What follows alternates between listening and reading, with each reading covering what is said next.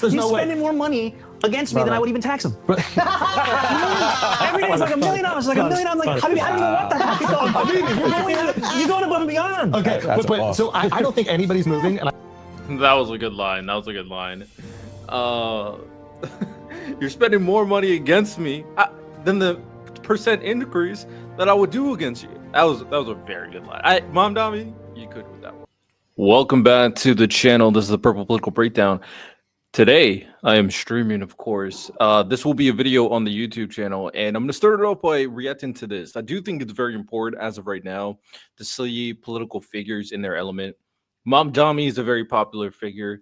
There is a kind of a misconception on his influence in terms of the national stage, but I do think at the very least, Democrats should look at him as an example of how he's appealing to the people. And this conversation is a good embodiment. As he went on Flagrant, one of the podcasts that helped Donald Trump get elected, they kind of even though, crazy enough, I do like Andrew Schulz. I do think he's funny. I do think he's reasonable to an extent. It's just he just doesn't know anything about politics and doesn't know how it works. But I think his sentiment can be a good indicator of how the people are generally thinking. So we're gonna watch a little bit of it. I'm not gonna watch all of it, and I've been yapping. So let's dive into it. Few compliments here, but they're also like very validating, because I think, you know, every week I'm talking to Charlemagne and we're talking with the boys here on the pods, and it's like we keep on saying, hey, Democrats, can you please just run for something and not against somebody? Yep. It is a very simple solution, but I think people at their core want to feel like their issues are addressed, you know, and their concerns. So this idea of Democrats needing to run for something, not against something, I do think they need a very clear platform of things that they are going to do to help the country, for sure.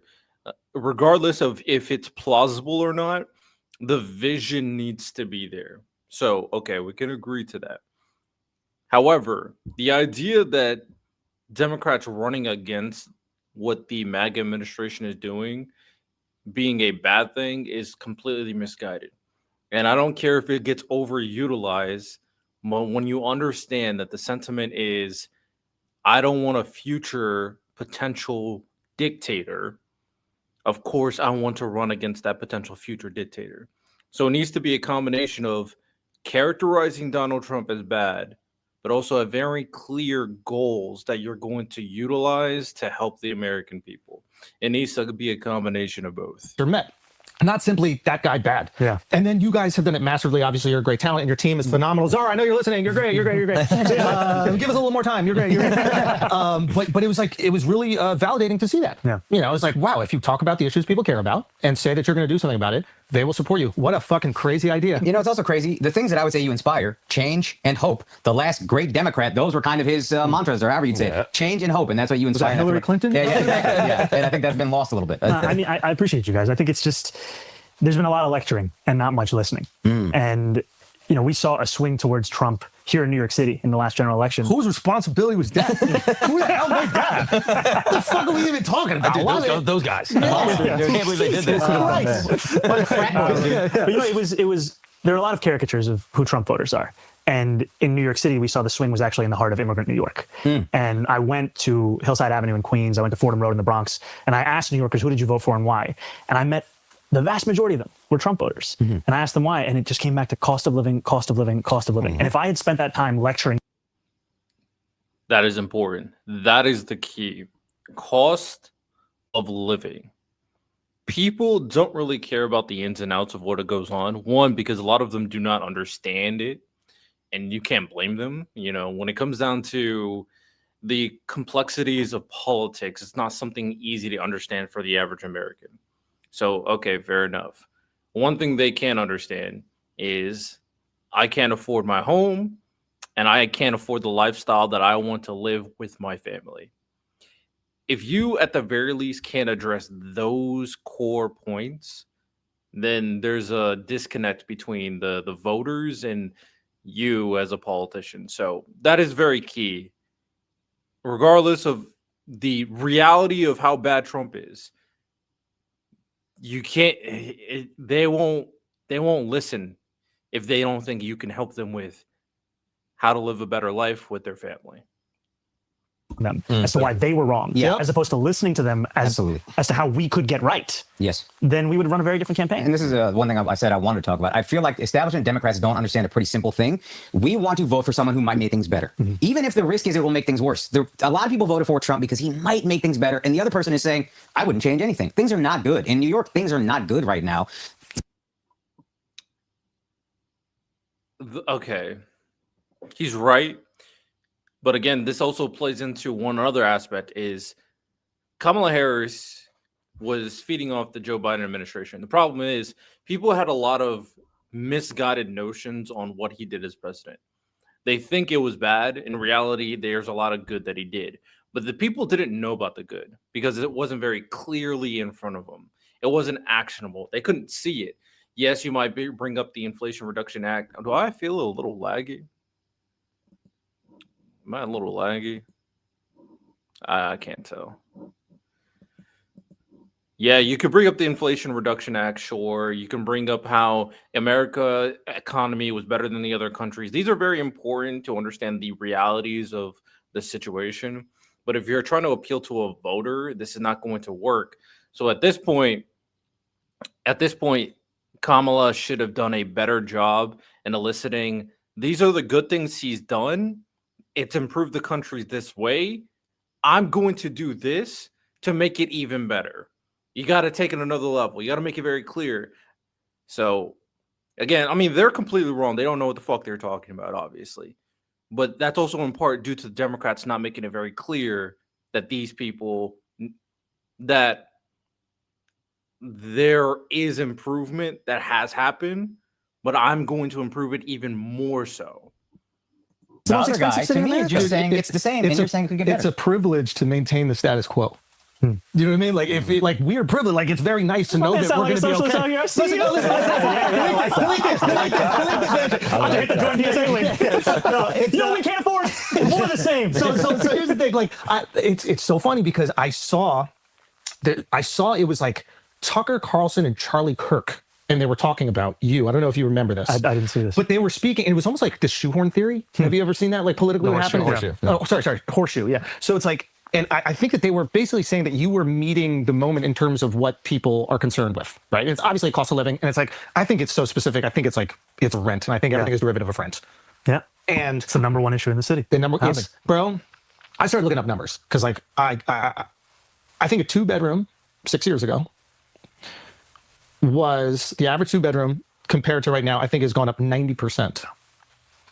I mean, it's untenable, right? Like, I think this is the thing that 90% almost doubled in 6 years. That's great. How are people supposed to keep up with this? And I think what's so kind of to what you guys were saying, if the politics on offer is right now is as good as it's ever going to get, that's not good enough for the vast majority of people. And I think it speaks to how out of touch a lot of them are. Yeah, and I think it's just, I spoke to a nurse who, after she finishes her shift, she drives for an hour and a half, leaving the state of New York to get to where she can afford a place. Wow. That's what you're putting working people through. People are living in Pennsylvania, Connecticut, Jersey City, commuting it. Dude, white people have to live in the outer boroughs. We need to fix this. What the hell's going on here? This is what happens when you call him a socialist. You got to And that's important. That's important. These politicians need to really understand that people want to live better lives. And I do think, although it's, kind of it feels kind of annoying trying to look at establishment Democrats as the big evil, considering everything MAGA's doing. Like, it's a bit annoying. It's not embedded in reality. But I do understand why Mamdani is not trying to justify the Democrat actions. He wants to be different because being different is what's going to appeal to the people. So I understand. It's annoying. It's there's so many other words I can say, but I get it. I get it. There's flaws in the Democrat Party that I do think is problematic, and there are Democrats that are corrupt. Let's be very clear. They have been exposed. I mean, Eric Adams and Cuomo are not good people. They are far worse than Mamdani. But it's just this is the framing can be a little dishonest. I'm going after a story. I'm going after shit said gay. The Greeks are not white. No, but continue, please. Yeah. It is absurd that in order to afford her life, and there are obviously certain like circumstances that have created the situation. What I want to talk about more is because I looked at your plan to go fix it, and I would really like this to be able to happen. A lot of people are making this like impending war about you and Trump. I think it's going to be you and Albany, bro. Can you speak a little bit more on that? Like what you need Albany to essentially. I know you like Trump, but Trump, I know you like Trump, Schulz. You helped him get elected. But there's a big part of it. Donald Trump has threatened to not fund New York, as Donald Trump has threatened New York in other ways and has threatened to help New York in terms of like certain politicians. Now, Eric Adams is a bot. He's a traitor to the Democratic Party, and he's corrupt as fuck. Like, we get that. That's why he got pardoned from Trump. So Eric Adams is cooked. I, at the very least, respect that Cuomo hasn't bit into the Trump pill, even though he's been getting cooked by, what's that guy, Siwa? I've seen some of those clips. Those shit were funny. But there's definitely a battle there. But I think the point that Schulz is about to make is actually a good one. So let me not to be allow you to do. Yeah. There are restrictions in government. Like there are systems in place that don't allow you to do what you want, even if you think it's in the best interest of people, and even if that's what the people want. So how are you going to convince Hochul? How are you going to convince these people to allow you to enact these policies? So New York City continues to be a creature of the state. New York City, if you have an ambition for the city that matches the scale of the crisis, you have to have an Albany agenda. So when de Blasio wanted to deliver universal pre-K, he knew he would have to go to Albany to get that money. He actually overcame the objections of then Governor Andrew Cuomo to get that money to make this a reality. Now it is one of the best examples of government actually meeting the needs of working people. And so when we talk about raising revenue, raising taxes on the top 1% by 2%, the top corporate tax to match that of New Jersey, that's something we will do in Albany. And that's partially why the endorsements of Governor Hochul. You almost said it. You almost said it. I'm never going to take that one. You almost said it. Governor He's Hochul. posting that on Instagram immediately. See, the trauma is coming back. having to deal with that man so much. Governor Hochul, Assembly Speaker Carl Heystreet, Majority Leader of the state Senate Andrea Stewart-Cousins. These are endorsements not just of me, but of the agenda. Because in Albany, it's often spoken about as 3 men in a room. Now it's 2 women and a man who are in that room. And to have the endorsements of all of them, it's huge, and it paves the way. I also think for this like agenda. your political momentum, Oh, right? Thank you. No. I mean that. I don't even mean it as a compliment. I mean, like, it's like a guy once told me, America doesn't have allies; it has interests, and I think that politicians are often that way. I can't speak about you, but like, Hochul needs re-election, and she's gonna. It's next year, right? I imagine she is thinking, okay, if I raise taxes like you would want, I might lose some of my constituents. But she's also probably thinking, if this guy is such a tsunami, and if I rebuke him, I could also lose people. So is your strategy to have so much support in a Trump-esque version? Like he's the only other example I can see that has like found a way to completely transform his party. Is your strategy get so much support that Hochul's political future is dependent on her connectivity to you? My strategy is to build the political will such that Governor Hochul has a partner in delivering universal child care. Good man. He's a politician. Because look, Governor Hochul has spoken. Bend the knee. Governor Governor Hochul has said she wants to deliver universal child care. What she's had in the mayor we have right now is someone more focused on getting out of jail than actually funding these kinds of programs. We're partying. We're going to bring 11 to New York. That is a fire idea. You shouldn't even know what that is. I didn't know what it was until you posted. I really like that answer. So basically what Mamdani did there is, and you never could tell if people were genuine, but I'm going to take them from their word at the very least as of right now. What Mamdani did there that was super clever is that Andrew Schulz has a vendetta against Democrats for some weird reason. I don't know why. He trusts Trump, but Democrats are terrible. I guess, sure, whatever. It's stupid. He's stupid. Mamdani didn't make an enemy out of Hochul. Honestly, you can't as well. You're the mayor. She's the governor. You kind of have to work together, especially if there's an existential threat with Donald Trump. But ultimately, he knows that she is an individual that has certain interests that you could work together with her. You just got to find common ground. And when it comes down to politics, it's always been a system where collaboration is at the forefront. It never should have been a situation where one individual can control all the systems from bottom to top. Trump's method of basically not even brainwashing, all of them has became useful shills of the Republican Party, and now he's doing that for the three branches, and now he's trying to do that for all the states with pressure regarding the military, pressure regarding the DOJ, and pressure regarding funding from the federal government. That is not how the country ever should have been. The president should have never been a dictator. Let's be very clear about that. And I really hope Mamdani is genuine in this idea that he's not here to be a dictator. He's here to help the people, which I implore that. That's why I like Mamdani. I don't think his ideas will be implemented the way he says they are, but I like Mamdani because he does seem like genuine. He does seem like he cares about the people, and that's on the forefront. Not the political games in the background, but the willingness and the want to help people.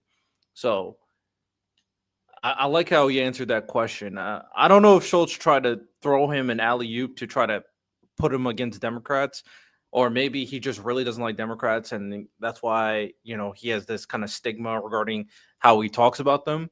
I have no idea. I don't know him like that. I don't know. I was like, And now you're like, let him get That's all he needs to see.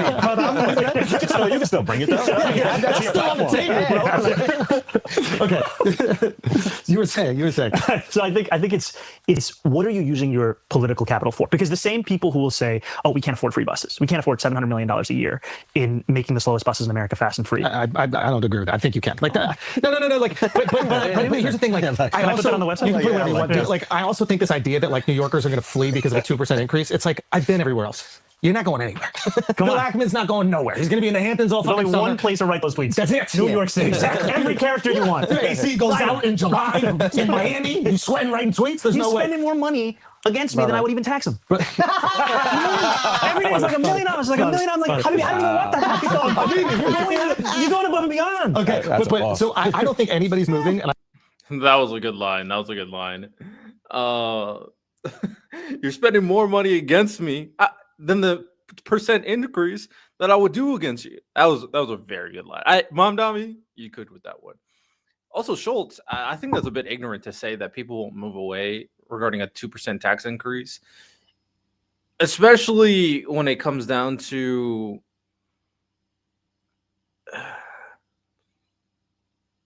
it being controlled by a individual that is, and I'm not saying this is a negative connotation, but it being controlled by an individual who is also willing to create other programs that would also, in theory, increase taxes or increase the way funds are being allocated or reroute the way the funds are being allocated.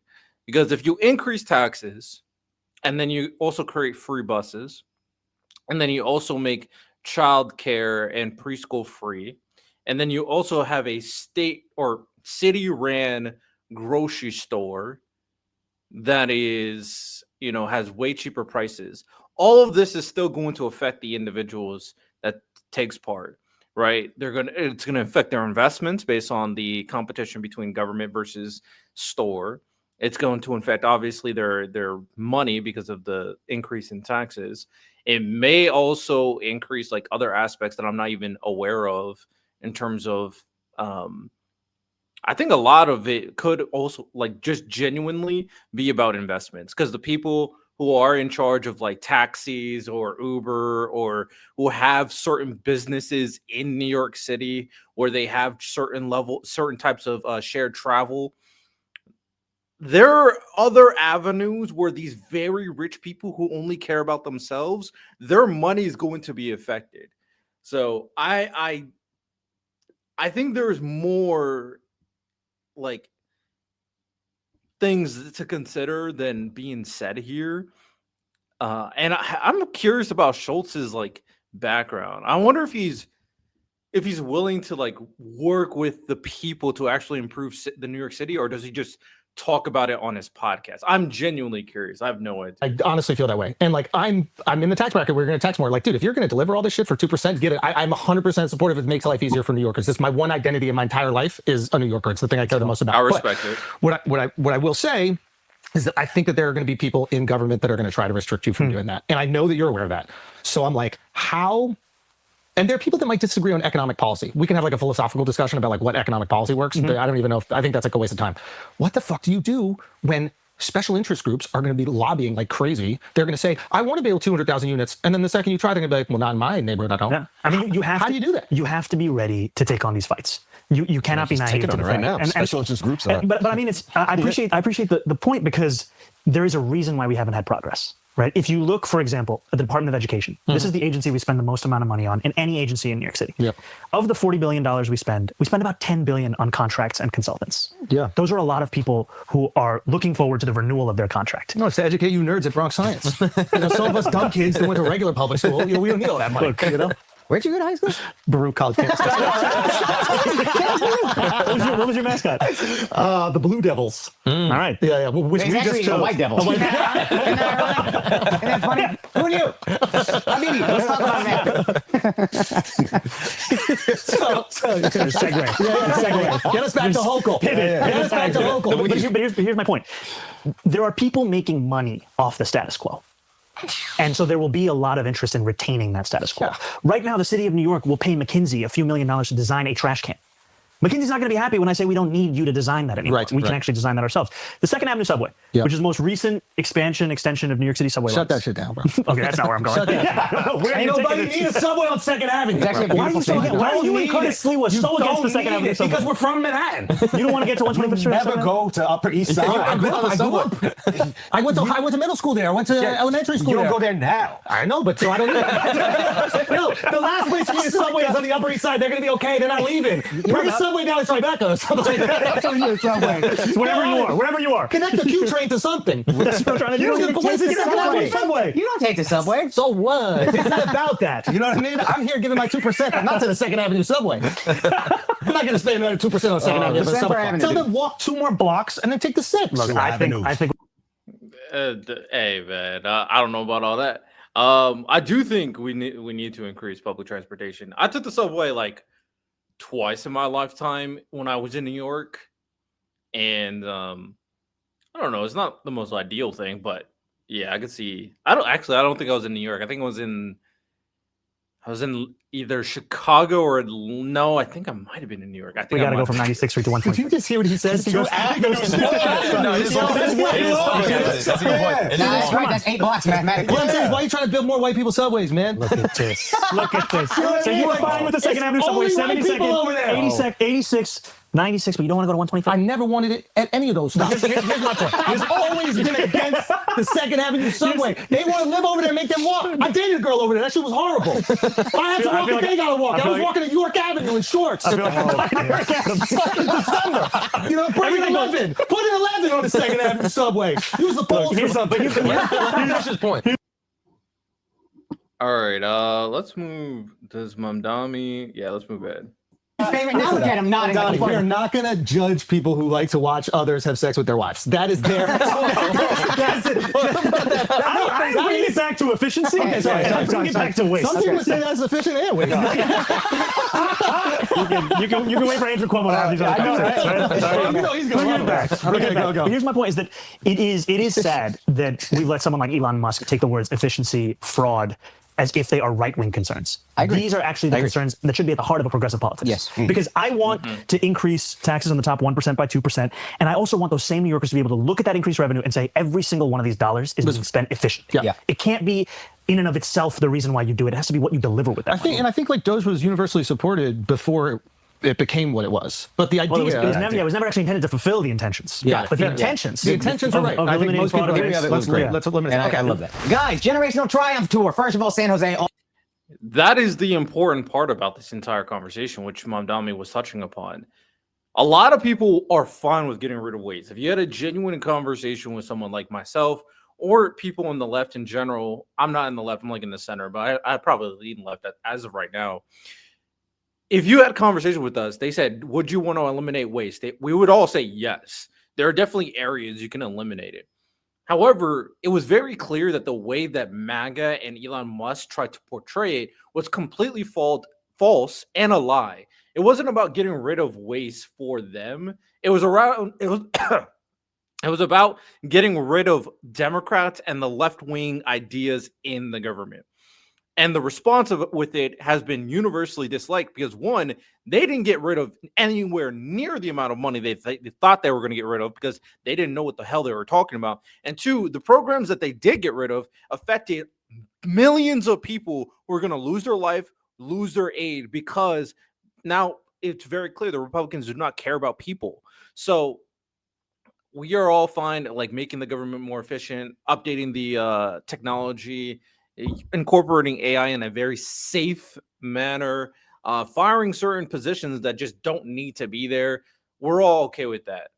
That's not what MAGA did. So I think that is the very important point that Mamdani brought up. All right. See you there. So if rent is the most important issue, which I think we all agree, it's like fucking absurd. The rent freeze was like incredibly effective communication, right? This idea, because everybody else is talking about, we're going to build all these units. When you're drowning, you're not worried about like someone building you a boat. You need a life vest. I get that 100%. I think that makes sense. You correct me if I'm wrong, but I think that you can do that to like about 50% of the units in New York. Yeah, because those are like, apartments pretty much. They're like the rent stabilized or rent controlled units. About 2.5 million New Yorkers live in these kinds of apartments. Got it. Yeah. How do you offer relief to the other 50%? And let me just clarify to people listening, like those other 50% aren't necessarily people who are wealthy. They're just living in market rate units. And people that work here, and they just didn't have the ability to get one of these, rent controlled units. And so I'd first say there's rent control, which is a very small minority. The vast majority of what we're talking about is rent stabilization. Rent stabilization means there's a limit on how much your rent can increase every year. It's not what your rent is, it's what the increase will be. And it's all determined by a board called the Rent Guidelines Board, composed of 9 people that the mayor appoints. You can appoint them. Yes. But I think the appointing process might even take a little bit, right? It's not like day one you do it. It's each of these terms are on kind of a rotating basis. Got it. And there are a number of these terms that are open right now. Got it. So you can point some, and there might be some people that are empathetic to your philosophies already. So because they actually did a study. That same board, under Eric Adams, did a study. It found that landlord profits had increased 12% of those units in the same year that the median household income of tenants of those units was $60,000. And with that information, they decided, let's hike the rent again. So it actually doesn't have to do with the data. Got it. But the point that you're making is right, which is that we have to have a housing policy for all 8.5 million people. And that's why you couple a rent freeze with construction of 200,000 truly affordable homes. The reason I say truly is because, like, I represent Steinway in Astoria, right? I'll call a constituent, I'll say, there's a new affordable housing development coming up. Do you want to apply? They'll say, how much do I have to make? I say $140,000. They hang up the phone. Yeah, affordable housing. Because how are they going to afford that, right? And so my point is thinking about affordability more with the median household income in New York City, which is $70,000 for a family of 4. I love it. So you have to increase that, and you have to make it easier for the private sector to also build. I agree with you 100%. Like, I think Ezra Klein put out a great... He said, Zohran is an effing goat. I'm not wild about the rent freeze, but his energy and charisma is exactly what Democrats need right now. I agree. I do think there are things that Mamdani does that 100% should be looked at from Democrats. Not necessarily his policies, but just the way he acts, the way he appeals to people, and the way he's connecting to people. Great book that I think that he's been like unfairly maligned by a lot of people on the left, but like where he's just going, hey, and you have to make it easier for the private sector to also build. I agree with you 100%. Like, I think Ezra Klein put out a great book that I think that he's been like unfairly maligned by a lot of people on the left, but like where he's just going, hey, I appreciate Democratic policies. I want to implement them. I think they're better for people, but there are certain things that we need to remove so that we can be competitive in an open market. And I think that there's a truth to that where, look, I'm somebody who believes in the public sector. I believe in regulation. I also believe that if I can't give you the reason for the regulation, then it has no reason to exist. I cannot justify a restaurant giving the city every year $25 for the right to sell a frozen dessert. That doesn't make sense. Right? That is something that should be eliminated. I cannot justify someone who wants to open a barbershop filling out 24 forms, going to 7 agencies, and then attending 12 in-person events. That does not make sense to me. So I think that there is a truth to some of the regulations we've created have made it far more difficult to build housing. And even the justifications we used back then are not the ones that have been borne out today. So we need to change those. So that is a very interesting concept that I feel like I've talked about before on my platform. The idea that regulation obviously is important to ensure that corruption is not being seeping through. The issue is that corruption has seeped through. So, and then the people who are suffering more from the status quo and the corruption and not benefiting from the corruption are the people. And then so loosening some of that regulation to ensure that the people can be able to benefit more from the programs or the things that are being put in place. There's a lot of good conversation. We really got to look at how things are now, and we got to adapt and we got to evolve. So I think that is a very, very good point from Mamdani and Schulz. How do we, first of all, I completely agree. And as like someone who has someone renovating above me, please believe I like the fact that there is regulation. Do you know what I mean? Like I have a kid who's 21 months old. Yeah. It's like they want to sleep. And if somebody's just going to be banging 21. This guy's a 21 rapper. months old. Yes. So, and she'll never listen to 21 Savage. And, Apologies. and so I guess my question is like, how do we get those 200,000 units out? Because the real only thing that's going to solve this crisis, and it's a legitimate crisis, like, is more units. You can freeze Way more rent, you units. can do all these things. You have to do it with more. And some people, and I'm sure you would probably acknowledge this, that like even freezing rent within the controllable units that you have could cause like a surplus pressure in the non-controlled units, and those might go up. So while we protect those 50%, the other people who are making the same amount of money as them, because of those market pressures, could have increased rent. Right? Corporations are going to make their money. And that's why you have to take this as an opportunity to also tackle the costs that landlords are facing. Because when I speak to landlords, Talk to me about that. That's I interesting. hear that the insurance of affordable housing units has doubled in the last few years, right? And that cost is one that is driving so much of the pressure. That's interesting. And there's a number of those landlords that came together to create a different risk pool through something called Milford Street Captive. And they've managed to depress that cost. What if the city invested in that kind of a mechanism to help those landlords address that? The other thing here is that Are they gouging the affordable housing units because they know that their government cost is one that is driving so much of the pressure. That's interesting. And there's a number of those landlords that came and making the same amount of money as them because of those market pressures could have increased rent. Right? Corporations are going to make their money. And that's why you have to take this as an opportunity to also tackle the costs that landlords are facing. Because when I speak to landlords, Talk to me about that. That's I interesting. hear that the insurance of affordable housing units has doubled in the last few years, right? And that cost is one that is driving so much of the pressure. That's interesting. And there's a number of those landlords that came together to create a different risk pool through something called Milford Street Captive. And they've managed to depress that cost. What if the city invested in that kind of a mechanism to help those landlords address that? The other thing here is that Are they gouging the affordable housing units? different risk pool through something called Milford Street Captive. And they've managed to depress. All right, so hold on. I do think this is important to pay attention to. This is what happens when I'm multitasking. I'm beating this guy's ass in Madden. All right. And there's a number of those landlords that came together to create a different risk pool through something called Milford Street Captive. And they've managed to depress that cost. What if the city invested in different, and that cost Sorry, is what rewind this this is an now, opportunity to somebody's also tackle the costs that landlords are facing. Because when I speak to landlords, Talk to me about that. That's I interesting. hear that the insurance of affordable housing units has doubled in the last few years, right? And that cost is one that is driving so much of the pressure. That's interesting. And there's a number of those landlords All right. that came together to create a different risk pool through something called Milford Street Captive. And they've managed to depress that cost. What if the city invested in that kind of a mechanism to help those landlords address that? The other thing here is that Are they Milford Street Captive. Let me look that up real quick. Milford Street Captive, New York. New captive insurer easing rising.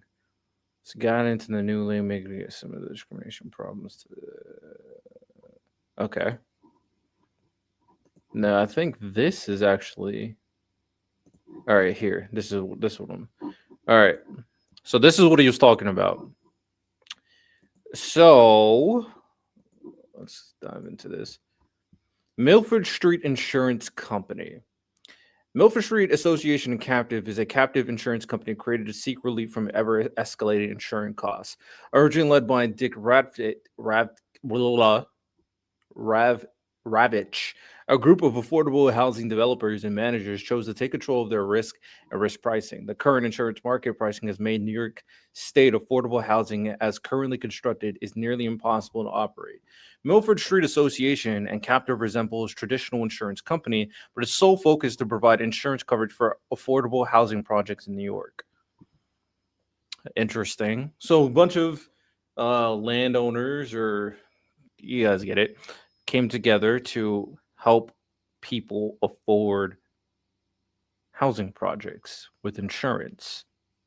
Membership requires properties have a regulatory agreement and have received a subsidy from either the city, state, or federal housing financing agencies. In addition to savings on premiums, the association is focused on operational optimization by lowering operations risk to drive superior results. With a board comprised, it was important that the captain, blah, blah, blah, blah, every project signing will recognize both immediate and long-term savings. from a number of people, and factors keeping the buildings. Interesting. So when he says he would invest in something like this, what does that mean necessarily? Would you? There's an important right here. Have received a subsidy from either the city, state, or federal housing financing agencies. Would you work together with the organization by easing regulation and allowing more projects to get these this subsidy to ensure that they are able to be utilized by the Milford Street Insurance Company? Or is he talking about investing very directly in the company itself? The second one, and I don't know much about like the housing market. It's not something I study too in depthly about.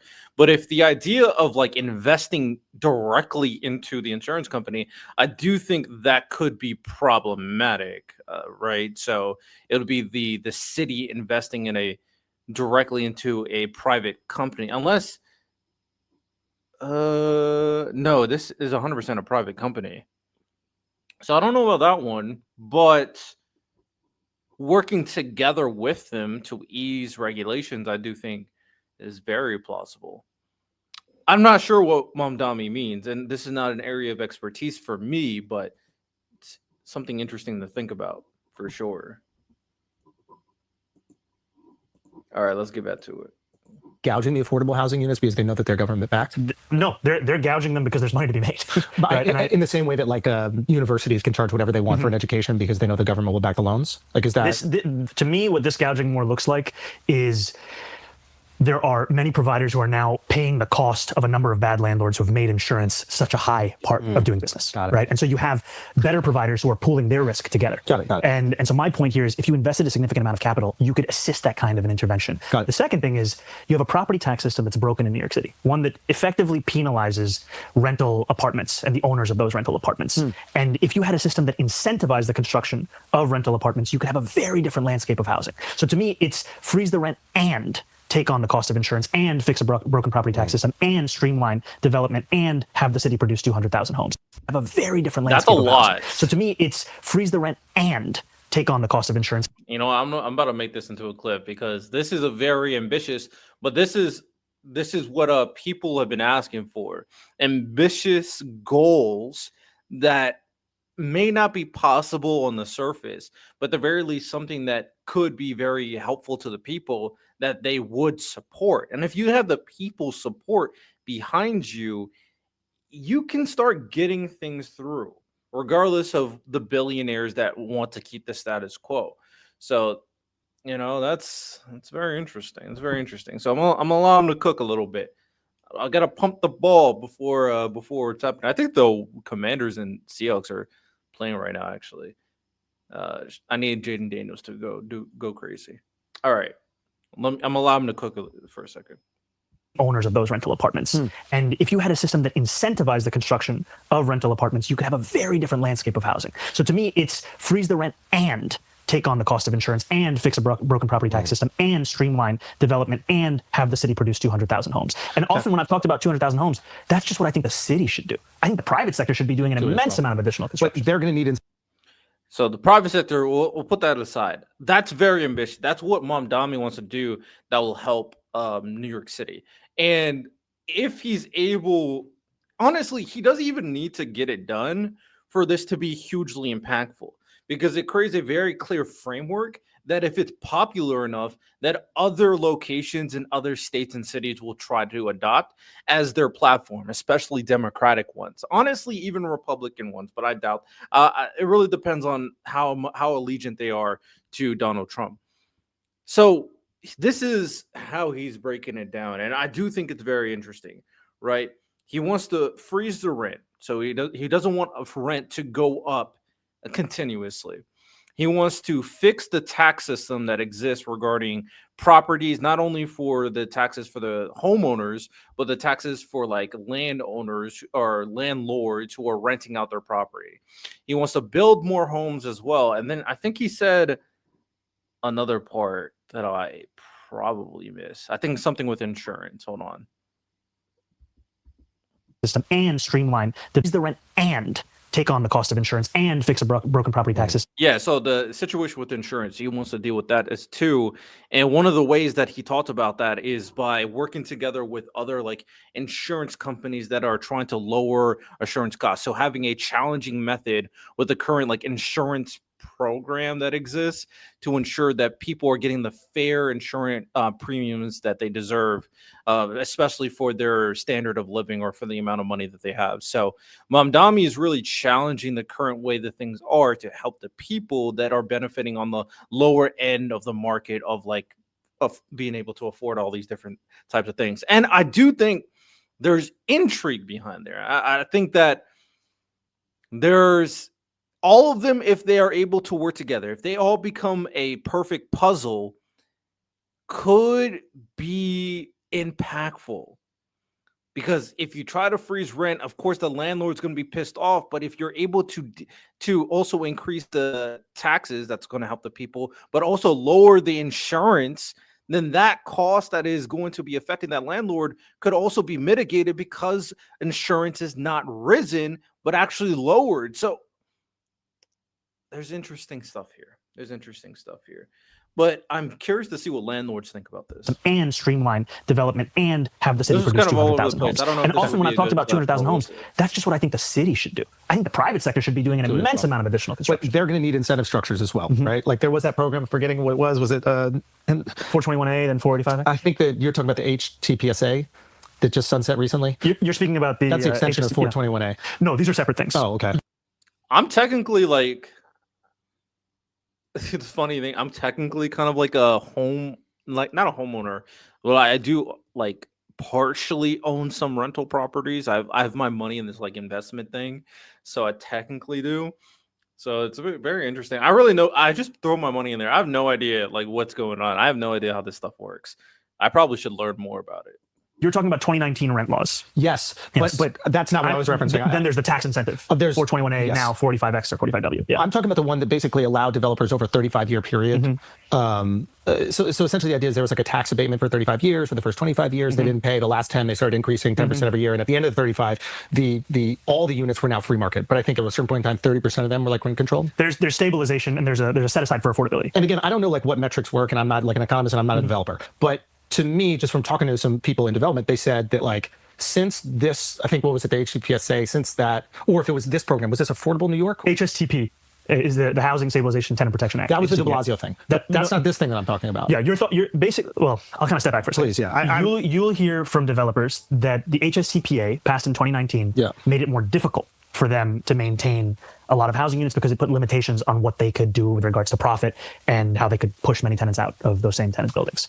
At the same time, there's the incentive through 421A that has since been renewed to become something called 485, which is a tax incentive for the construction of new housing. Is that the New York Yes or whatever, or is that Then Affordable New there's York? City of Yes. City of Yes. These are three different things. Oh my God. Okay. Yeah. Okay. So we can But I think here's the thing is that most New Yorkers don't have time to know every single set of numbers and letters, right? It's but that's representative of more New Yorkers than those who know, and that's our job to break this down, right? What City of Yes does is it makes it easier to construct more housing across New York City. It changes zoning regulations. It's estimated to allow for the additional construction of a little less than 90,000 new units. We have to build on top of that. It has to be even more than that. My point here is that when I speak to developers, we'll have disagreements about labor. We'll have disagreements about maybe materials and the cost of it. One place we have a real agreement about is the cost of waiting. Many of these developers will tell me one of the most expensive things they have to deal with is the wait. They'll put in an application, they'll put forward a bid, and then they'll have to wait and wait and wait. And we know time is money because you're not just waiting, you're also paying other people who are waiting with you. And there's an environmental law at the state level called SECRA. SECRA requires you, when you're putting forward an application, to estimate the traffic flows of 10 to 15 years from now. So when they did the Williamsburg rezoning, they were asking people to estimate these traffic flows before Lyft and Uber existed in New York City. And so now, obviously, their presence in New York City makes a mockery of any estimate that was made prior to that. And yet that estimate is still one you could be held liable for in court, saying you said it would be this and now it's this. And so to me, these are examples of what you were bringing up earlier of how do we bring these regulations more in line with reality, and how do we ensure that we are able to build the immense amount of housing we need so that we can actually have New Yorkers stay here. That's the goal, because we're building 4 homes per 1,000 people. Jersey City's at 7. Tokyo's at nearly 10. What is Houston at? Yeah. Tell me. They're doing an unbelievable amount, like, because there's just no regulation. Now, there's different circumstances. You're Also not a lot building of on land. top of each other, and there's a lot more land. I understand it. And I don't like those comparisons generally because New York is such a specific And then why'd you bring up the comparison? What? city. We're living on top of each other and next to each other, and there's different considerations that we have to make. Okay, that the HTPSA, HSTPA. HS, yes. My boy about to say HSBC. Bro, I World's Local Bank. I feel like I'm on the airport just walking through the. They always got the ads. So like some people would say, and I think you just mentioned it, that like this was a progressive policy that had a really good idea. It's like, how do we protect these people that are in these rent stabilized units from being pushed out? And then obviously what landlords would say is you've created a situation because you can, once something is rent stabilized, it can no longer be brought to free market rent. That it doesn't incentivize them to renovate the spaces. And now they have these like zombie apartments or ghost apartments. And I saw that one of your policies was to like impose punitive damages on like these big conglomerates like BlackRock that own all these, it could be anything from brownstones to buildings that have these vacant units, right? And I have different theories on that, but do you think that that policy did lend itself to making these zombie apartments from a perspective of it's not worth it as a landlord to reinvest in this unit because I can't extract the rent that would justify that? So I think the HSCPA was a good thing. I think it was a good thing because what you had prior to it was many landlords taking units out of rent stabilization and using a vacancy bonus that they could receive when you pushed out a tenant. If I was being very bad faith, I would say that, again, it seems like Andrew Schulz knows a lot of our Republican talking points about this left-wing thing that is bad, but I'm not going to be bad faith. I think Schulz just genuinely cares and he's trying to find the best way. But you also have to really look at the left and go like, has anybody tried to help him understand this stuff? And that's what Mamdani is completely right about. So, as the reason they would continue to harass, things like many a 20% tenants. bonus that you could get. And obviously, you can imagine how many tenants were having to face that kind of To harassment. put it in perspective, like my friend Carlos growing up, like he was in a rent control building and they literally just stopped accepting his family's rent. And he had to put the rent in escrow during like a multiple year process where they were just trying to get him out of the building because they were obviously trying to flip the building. So And I say that to say that like I 100% empathize with that, and that is a real issue. Yes. But sometimes protecting real issues can cause other ones that are unintended. And that's where I think that, the I agree policies I to put that. forward that you're referring to, there's two separate things. One is ensuring that we're actually holding bad landlords accountable. This is about violations of housing code, because right now, the city of New York is owed $800 million by landlords who have violated housing codes that the city has not collected a dollar on. It's just sitting there. Why's that? Yeah, why? The lack of political will. is that true? What? I have to fetch it. That is a crazy claim, if that's true. New York amounts. That's not what I want. New York amount not collected by violations from landlords.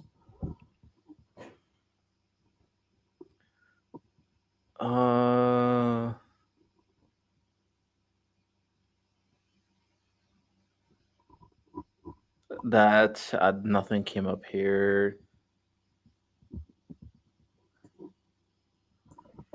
$800 million not collected by land from landlords, not by landlords.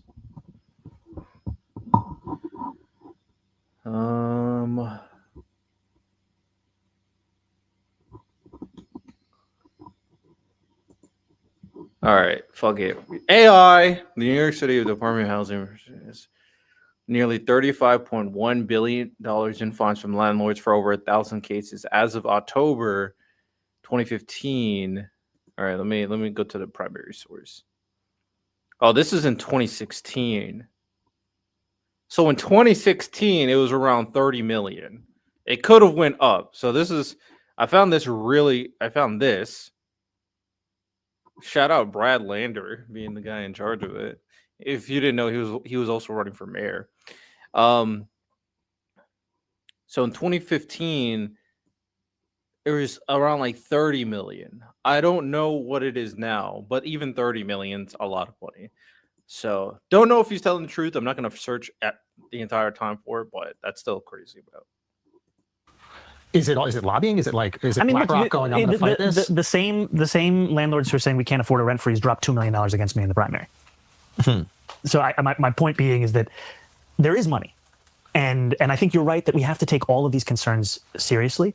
And what I've actually proposed with vacant units is having an actual study being done on the number of them and the reason for why they are currently being held off the market, and finding what is the cost of bringing them back online. Because there's a lot of discourse, a lot of anecdote. We want to get to the facts of it. Because he says study. He means investigation. Don't. I know what you're talking about, Mamdani. I know what you're trying to allude there. Phase Pumbaa. I'm playing Phase Pumbaa. because there's like a circumstance where you look at, and I'm sure it happens in New York City as well, but like Vancouver, for example, where there's a lot of foreign investment in apartment buildings out there, and then the people of Vancouver just couldn't afford to buy into their own city that they lived their whole life. And I was a foreclosure prevention housing counselor before I was an assembly member, and when I was running for assembly, at that point, 1/3 of all homes purchased in Queens were being purchased by unnamed LLCs. 1/3. Does that? And what would that mean? Is that somebody trying to be sneaky on taxes, or is that somebody that is an outside? There's a Damn, Seattle's putting belt to Ayers to the Washington right now. Jesus. Okay. All right. I feel that. a lot of hollowing out of neighborhoods where you're purchasing it oftentimes for the intent of flipping it, where you're purchasing it. Yep. And this is part of the issue, where so much of what has been the foundation of stability for so many New Yorkers has become seen as an opportunity for something like private equity. All right, guys, let's take a break from this communist trash. Yeah. For 1 second. Thank We need to God, talk dude. about Bro, Sam Darnold's going crazy right now. Oh my goodness. He has 4 touchdowns. I'm about to lose fantasy because of Sam Darnold. That is an interesting issue, though. Like, there are some issues in America right now that are genuinely problematic because it doesn't feed into the process, especially for like the economic process of like passing down or distributing wealth in a very effective manner. And one of those potential issues is people's insistence of like buying homes purely for investment properties, and then people's insistence to buy homes and never get out of it. Like, there's not a lot of what's the term? There's probably a good economic term that plays into this idea that there's like a continuous wheel of like distribution between buying and selling and supply and demand there, but I don't know what that term would be. That's an interesting issue. I don't know how you solve it, but I'm curious to see Mamdani's thoughts about that. bridal capitalism. Yeah, while we still have some money. While we still have a couple bucks. What happened to you? Yeah, where you I'm at? still up. I've been down. Stay down. No, I'm up, dude. The joke will get worse throughout the ads, but then Bro, we just pitched 10. what capitalism is all about. You didn't even agree to that. I didn't know. Yeah. They must. This is where we get into like the philosophy of like what is housing? Like, is housing and this is where it's like I have empathy for both sides. Like, I have empathy for the Puerto Rican family that worked their entire life and they were able to like buy this brownstone and they were told that like real estate is the only thing. Like, my parents were financially illiterate. They got lucky. They bought an artisan residence loft in a neighborhood that was too fucking dangerous for us to live in, that ended up getting flipped around by NYU. It's like pure luck, you know? So it's like, so I have empathy for these people that put everything in it, right?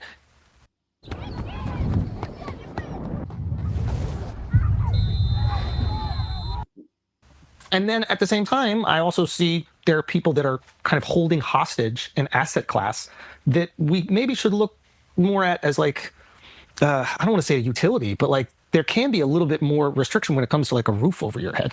So I have empathy for your communist position. I was getting nervous about his own thoughts. I see you. He said, I gotta get out of this. I don't know how I got here. I'm looking in this thing. No, it's like No, but I hear you. This is. you can probably articulate what I'm saying. No, better, but it's that you have something which is a necessity for people's and lives. it's tricky. So it's like, what if somebody invested in water? It's been treated, and it's been treated as a means by which to make profit. Yeah. And so I know that there are many who bought into this system with the promise of unrestricted profit. That's what it was before the HSTPA. Yeah. And one of the issues you're hearing from a lot of landlords is they entered into loans with banks that could only be paid back if they evicted a majority of the tenants who were paying the rent at the time they purchased the building. Yeah. And that's also why I have empathy when we're hearing about insurance costs and water bills and Con Ed and property taxes, because those are also costs that are skyrocketing. Yeah. And so for me, it's how do we create a city where we understand housing as a human right and also ensure that our affordability agenda is universal. It's tenants, homeowners, landlords.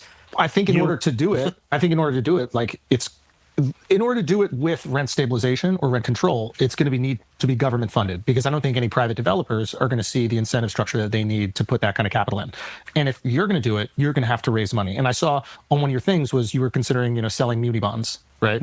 And I think you want to raise like $100 billion over 10 years, right? So we're looking at like, I think 70% of that was coming from the muni bonds. So it's like, we're looking at, let's say on average, We're saying we're at 30 million. We got to get, 30 million. but like, and like it's Selling community bonds. Government selling community bonds. I don't know municipal bonds.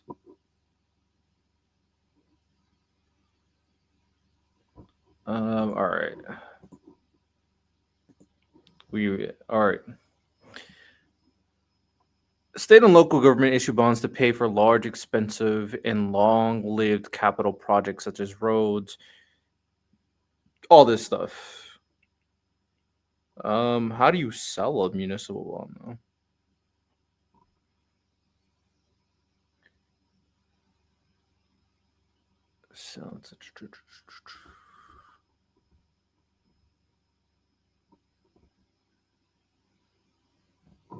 Is he saying that he's willing for the government to go more in debt? it's an ambitious endeavor. There are some limitations, as I'm sure you looked at, and this is where we go back to Albany. It's like, I looked into this. It's like, you got to raise the debt ceiling in order to be able to do that. Like, you got to ask Kathy to do that. Or if Kathy loses, you got to ask, what is it, Stefanik? We're not even talking about Stefanik. Then that's not going to happen. They're going to fight you tooth and nail. We're not going to have to worry about that hypothetical. Okay. With Stefanik. Okay. Fair. But look. So what do you do in that scenario? Because and I think this is, we're talking about, right, the current law is 10% of the 5-year valuation of real estate in New York City, right? And having to change that. And I think this is where politicians don't get to decide the scale of the crisis they're facing. They get to decide how they want to respond to it. Facts. And so this is an ambitious agenda, no question about it. But this is a time where if we don't match that crisis with that ambition, we're going to lose people. But you are held hostage by their will to match. That's what I'm saying. And what I would argue is that I've been in Albany. I've seen legislators and legislative leaders who've had a vision of a city where you tax the wealthiest a little bit more to provide for everyone, and they haven't had a partner in a mayor. It's not to say it's going to be easy, but my point is that we haven't even tried. Ooh, this is interesting. So Andrew Cuomo is an example of not trying. Okay, so I see the vision. He wants to put out the plan there. Now, the question is, if people do not back him, or if he can't get it done, what will he do? I think a lot of concern is that he will start trying to use a level of like executive overreach that could be problematic, right? I think that's a lot of people's concern, especially considering how much power you may want to give to the position, right? I don't think that will be. I have enough faith in Mamdani for him not to kind of do potentially dangerous behavior personally. And now I'm kind of really like, I think he's trying to believe in the people as a means to try to enact the things that he's planning to do with the people, with the programs. And I agree. I think you should try. We're probably going a little bit long for this video, but I do highly recommend checking it out. Before we wrap it up, I'm going to read some comments. I'm trying to be like Brett Cooper, man.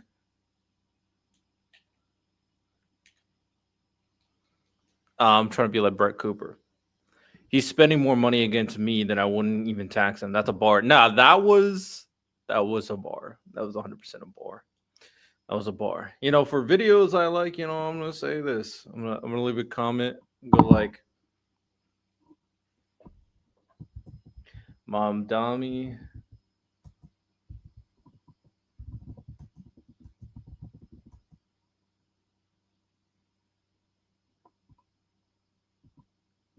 Oh, I have to think of something witty. This guy has the best. Should I just steal his comment? All right. Schulz not believing Zohran can pull this off, but truly believe that Trump was capable of making America great again is something he needs to reflect on. Sure, but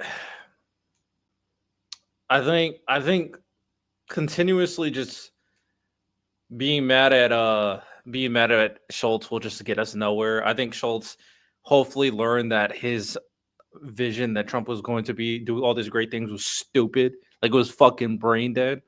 But just keep on saying "I told you so" is really not going to fix anything, right? You got to work with people. I think that's something that people don't realize.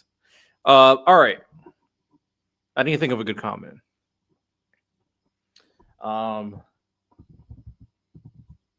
Who want to see Mamdani feature on a 21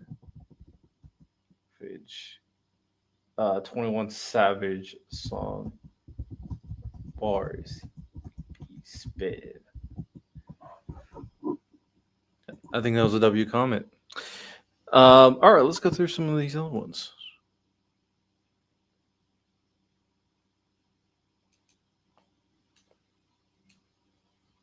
Oh my god, I just threw a dot with my boy Jackson Dart. More policy questions to push back for a mayor than what they had at Trump on. You know, they're cooking. They're cooking. Number one is guys not funded by APEC. Okay. All right. W Jewish 8. Zohran isn't funded by APEC. Okay. Cool. Name me a time the entire country cared about a mayoral race. Zohran, you've got a whole lot of people rooting for you, man. I agree. Bill Ackman been spending more money. That was a bar. I think that's such a bar. Countries wealthy enough to send billions to Israel and Argentina, yet when its own people for something as simple as free bus or help with childcare, completely reasonable request. I mean, that's not how the government works, but I understand the sentiment. Said he was born in 91. I'm old as hell. Yeah, Mamdani's not that much older than me. He was born in 91. Man, what am I doing in my life? Spending more money against me. Yeah, he got it. I think a lot of people like this. All right.